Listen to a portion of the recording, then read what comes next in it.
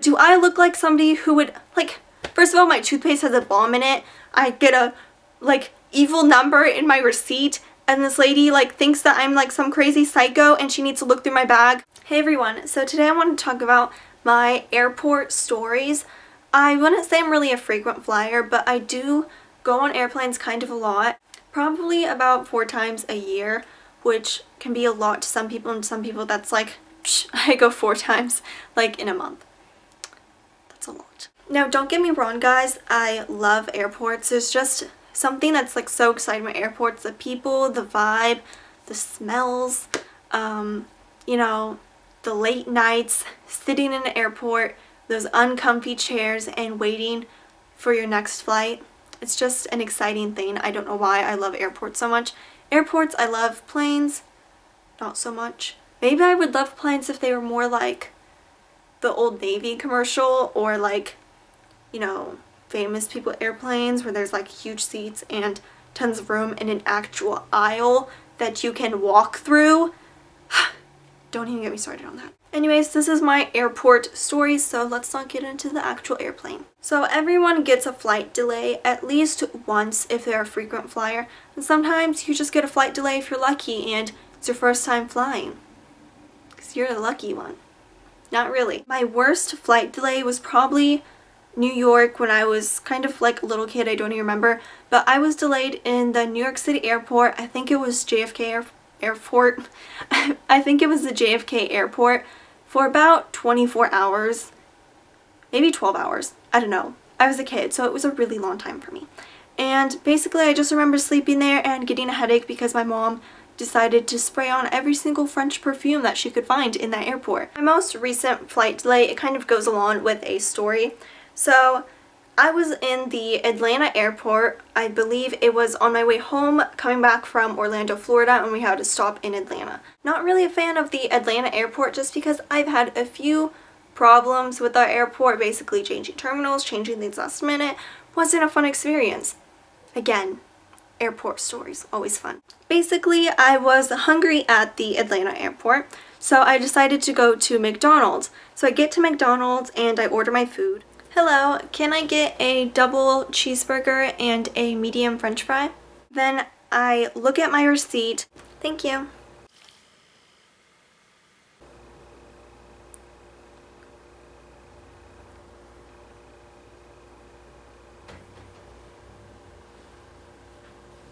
My order number is 666.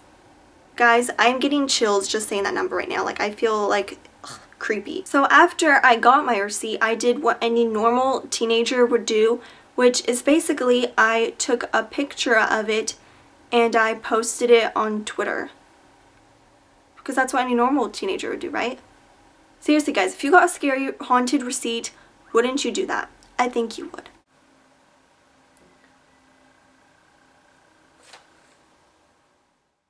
Order number 999 upside down. He wouldn't even say the number of my receipt, guys. Instead, he says 999 upside down.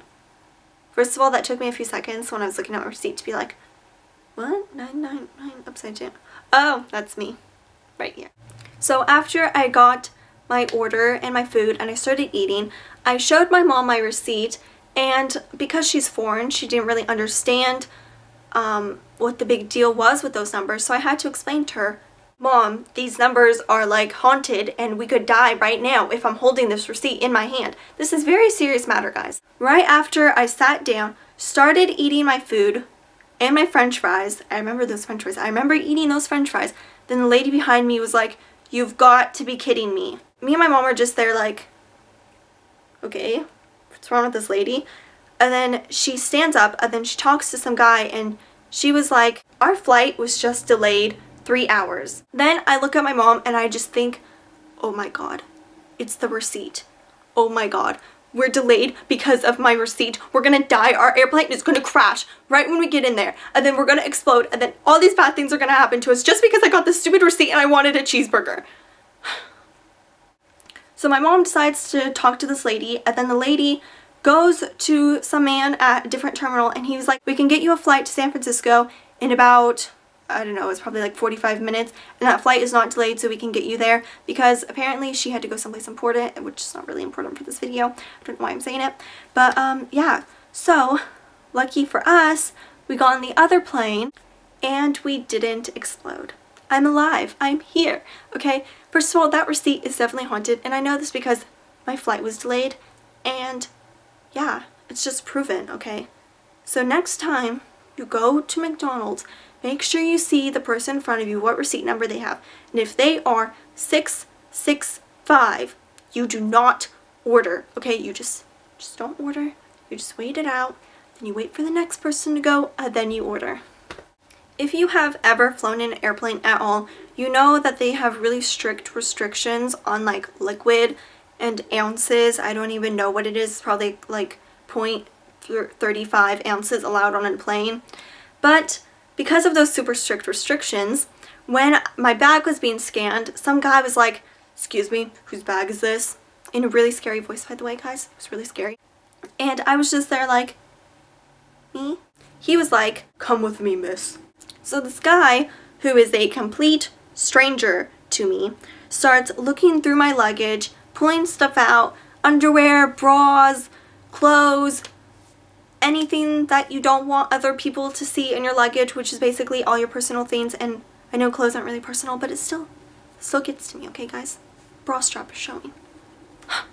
Me kind of being young and wondering what the heck is this guy doing, looking through my suitcase, he pulls out my toothpaste. Guys, he pulled me over out of the luggage thing so he could pull out my toothpaste. This guy observes my toothpaste and he says, "This is over the ounces allowed." Well, he didn't say it in that voice. He said it in like a deep voice, you know. I'm not going to use that voice because my man voice sounds really weird. Yeah.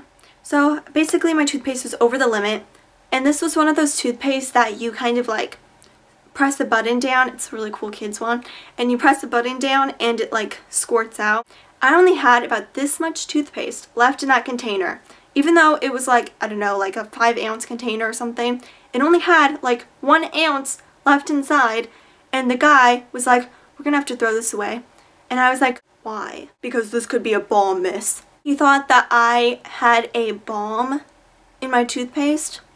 Being the brilliant kid that I am, I said, "Why don't you squirt out the toothpaste, put it on your finger, rub it around your mouth, and see if your head explodes?" His response was basically, "Sorry miss, I'm throwing this toothpaste away."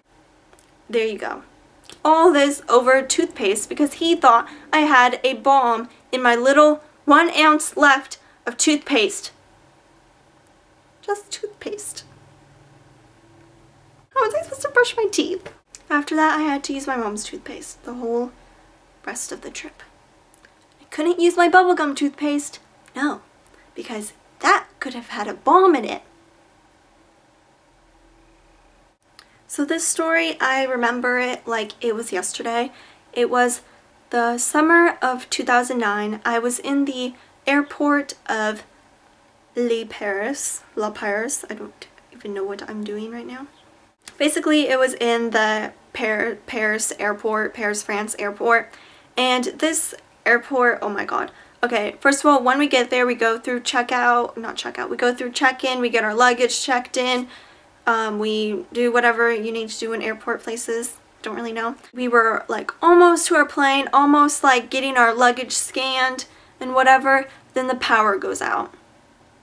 The power went out in the airport. Me, my mom, and basically like 1,000 people behind us, because this was a pretty big airport, had to wait for like 2 hours for the electricity to come back on. Don't airports like have some type of like generator thing or majigger that like keeps power running? Like, this is an airport. What if there's an emergency? What if like we go under attack and we need to fly out of there? Actually, that wouldn't be really a good idea because they'd shoot at the planes. After a while, finally, the lights come back on. I get my luggage scanned, and everything pretty much went all fine and dandy. Then, right before I was going to get on the plane with my mom, the lady kind of looks at me a little strange. I don't really know why. And then she was like, "Are you okay?" Yeah, I'm totally fine. I was just in an airport with no electricity for 2 hours and now I'm getting ready to go home. Perfectly fine.